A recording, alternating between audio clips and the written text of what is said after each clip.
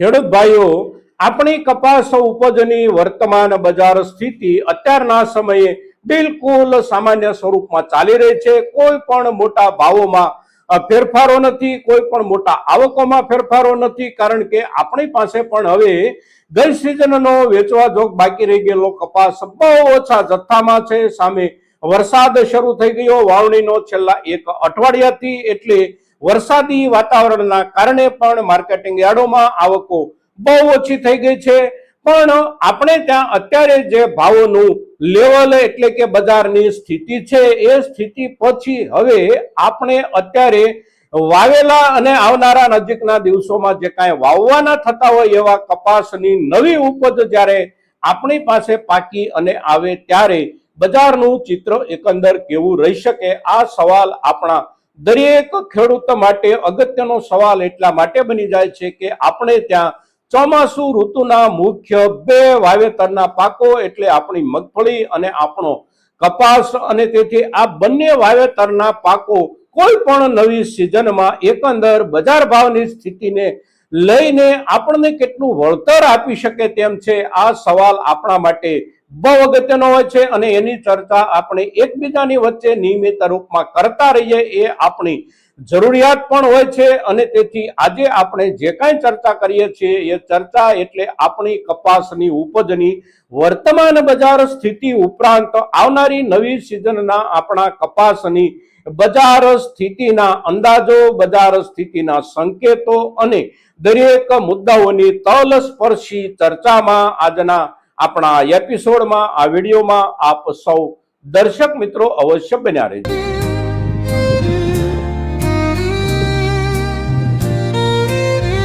નમસ્કાર ખેડૂત મિત્રો, જય કિસાન, જય ભારત। ખેડૂત ભાઈઓ, સૌ પ્રથમ આપણે અત્યારના આપણા બજાર ભાવનું લેવલ અને આપણા તરફથી બજારમાં થતી કપાસની આવકો તરફ એક સામાન્ય નજર નાખીએ તો અત્યારે આપણા કપાસ જે કાંઈ માર્કેટિંગ યાર્ડોમાં આવી રહ્યા હોય તેમાં આપણી હલકા દરજ્જાની ક્વોલિટી જે કાંઈ છે એના ભાવોની શરૂઆત એટલે 1150 રૂપિયાથી લઈ અને 20 કિલોના 1300 રૂપિયાના ભાવ સુધી વેચાઈ રહી છે આપણી નીચલા દરજ્જાની ક્વોલિટી। ત્યાર પછી સામાન્ય દરજ્જાની ક્વોલિટી આપણી એટલે 1300 રૂપિયાથી લઈ અને 1425 રૂપિયા સુધી, સારી ક્વોલિટી આપણી 1425 રૂપિયાથી શરૂ થાય અને લગભગ 1500 સવા 1500 રૂપિયાની વચ્ચે વેચાઈ રહી છે। બેસ્ટ રેન્જ ક્વોલિટી આપણી એટલે સવા 1500 કે 1550 થી શરૂ થાય અને 1700 રૂપિયાના ભાવ સુધી વેચાય, અને પ્રીમિયમ રેન્જ ક્વોલિટી જે કાંઈ થોડી ઘણી કોઈ ખેડૂતે સાચવેલી છે આ ક્વોલિટી બજારમાં આવે છે તો ભાવનું લેવલ 1700 રૂપિયાથી લઈ અને 1830 35 કે ઊંચામાં ઊંચા 1850 રૂપિયા સુધીના ભાવ માર્કેટિંગ યાર્ડ તરફથી આપણને જાણવા મળી રહ્યા છે। આ પ્રમાણે ભાવનું લેવલ અને આવકોની વાત કરીએ તો આવકો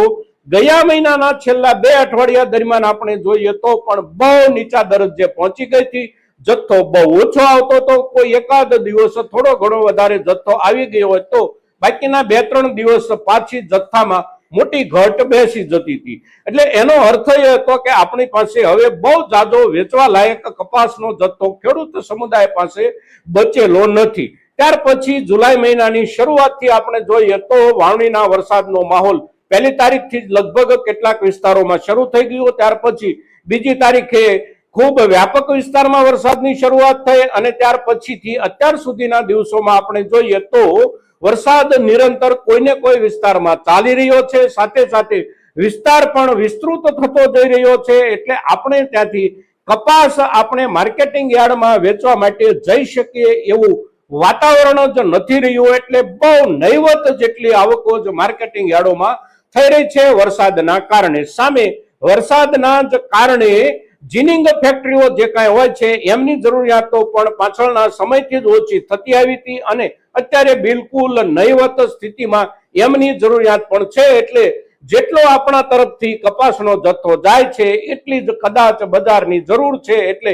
ભાવોમાં કોઈ ફેરફાર બેસતો નથી। આવકો બિલકુલ નહીવત થઈ ગઈ અને આ પ્રમાણે આપણે માર્કેટ જોઈએ તો લગભગ છેલ્લા 2 અઠવાડિયા કે 3 અઠવાડિયાથી સ્થિતિ આ પ્રમાણે ચાલી રહી છે। હવે અત્યારે આપણે જે કાંઈ કપાસના ભાવો છે એ લેવલ આપણા ખેડૂત સમુદાય માટે બહુ ચિંતાજનક કદાચ એટલા માટે ન હોઈ શકે કે હવે આપણી પાસે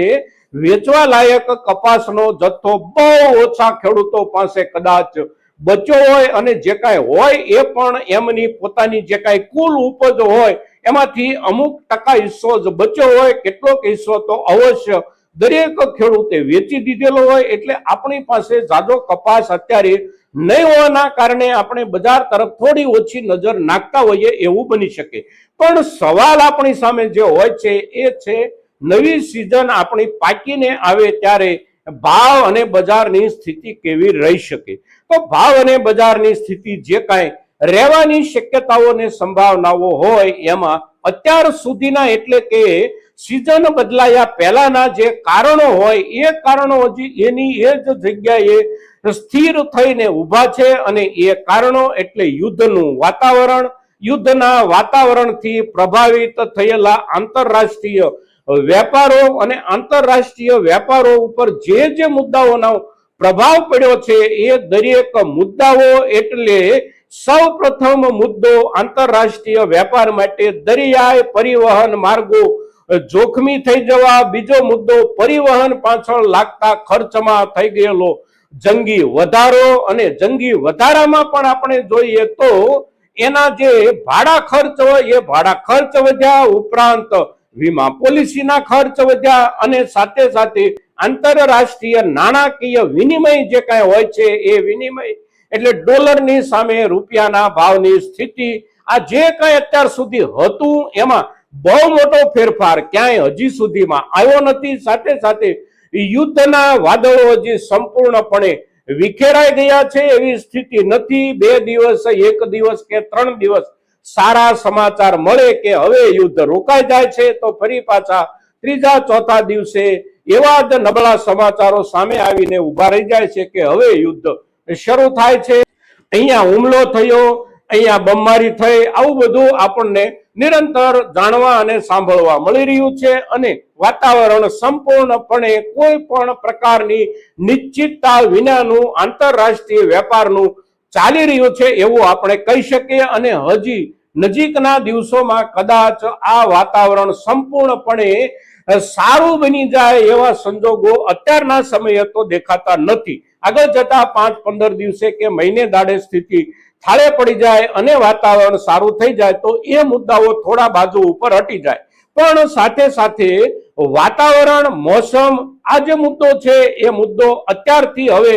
બહુ અસરકારક બની જાય છે બજારની સ્થિતિ માટે. કારણ કે કપાસનું વાવેતર જે દેશોમાં થાય છે આ દરેક દેશોની વાતાવરણની સ્થિતિ સામાન્ય રૂપમાં અત્યારે જે કાંઈ હોય છે એ સ્થિતિ પછી ઉપજ પાકી અને તૈયાર થાય ત્યાં સુધીમાં એ સ્થિતિમાં ક્યાં કેવા બદલાવો આવે છે અને બદલાવો પછી ઉપજ જે કાંઈ મળવાની હોય એ ઉપજના જથ્થાના અંતિમ આંકડાઓના સ્વરૂપ કેવા તૈયાર થશે એના આધારે બજારમાં કેટલાક અંદાજો બને અને બનેલા અંદાજો પછી પણ આખરે અંતિમ વાસ્તવિક ચિત્ર એટલે કે અંતિમ ઉપજ આવી ગયા પછીનું જે કાંઈ ચિત્ર હોય એ ચિત્ર અને સામે વપરાશી જરૂરિયાતનું ચિત્ર, આ બંને ચિત્રોના હિસાબથી બિલકુલ નવેસરથી નવી સિઝનમાં બજાર આકાર લેતું હોય છે. અત્યારના સમયે આપણે જોઈએ તો આપણે ત્યાં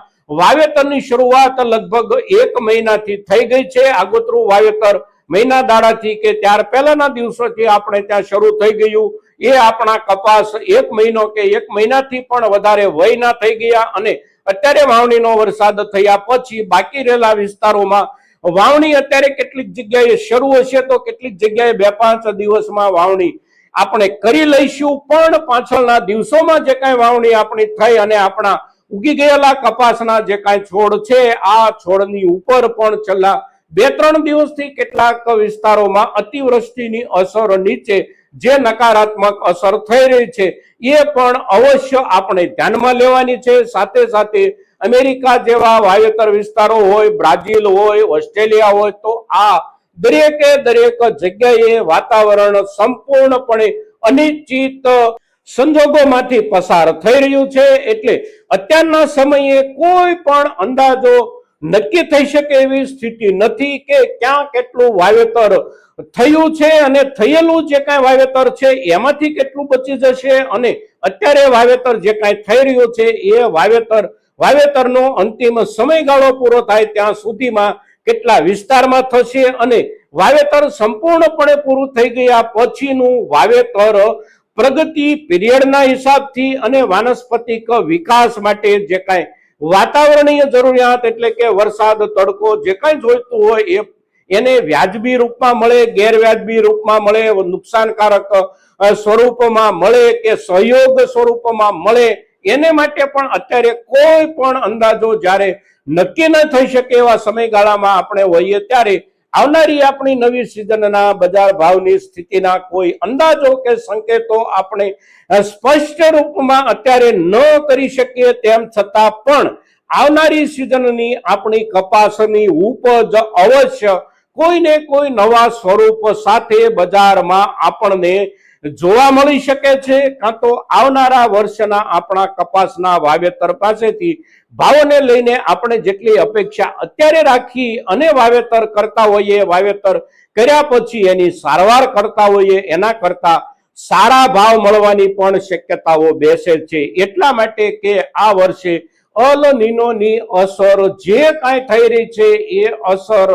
ઉત્પાદનના અંતિમ જથ્થા ઉપર અવશ્ય જોવા મળશે। અત્યારે વાવણી થોડી મોડી થયા પછી પણ જ્યારે થઈ ગઈ છે ત્યારે આપણને એક આશ્વાસન બેસે છે, એક વિશ્વાસ બેસે છે કે વાવણી થઈ ગઈ છે તો ઉત્પાદન આવી જશે, પણ દરેક જગ્યાએ સ્થિતિ આવી ન પણ હોઈ શકે અને દરેક જગ્યાએથી વાવેતરની સામે પૂરતા પ્રમાણમાં ઉત્પાદન ન પણ મળી શકે। અવશ્ય ઉત્પાદનમાં ફેરફાર બેસવાની શક્યતાઓ દરેક વર્ષમાં હોય છે, પણ આ વર્ષે ફેરફાર બેસવાની જે કાંઈ શક્યતાઓ છે એ શક્યતાઓ એટલે ઉત્પાદન વધી જવાની શક્યતાઓ બિલકુલ નહીવત છે। ઉત્પાદન ઘટી જવાની શક્યતાઓ સૌથી વધારે છે અને ઉત્પાદન ઘટી જવાની જે શક્યતાઓ છે એ જ શક્યતાઓ આપણને આવનારી નવી સિઝનની કપાસની બજાર સ્થિતિનું એક ઉજળું ચિત્ર બનતું હોવાના સંકેતો અવશ્ય આપી રહ્યું છે। મિત્રો, તો આજના દિવસે આપણી કપાસની ઉપજ પર આપણે વર્તમાન સ્થિતિ સાથે સાથે નવી સિઝનના કપાસની બજાર સ્થિતિની સાંકેતિક અંદાજિતતાઓની જે કાંઈ ચર્ચા કરીએ છીએ આ ચર્ચા આપણા મહત્તમ ખેડૂતો સુધી પહોંચે ખૂબ જરૂરી છે અને એને માટે આપ સૌના પ્રયાસોની અપેક્ષા સાથે જય કિસાન, જય ભારત।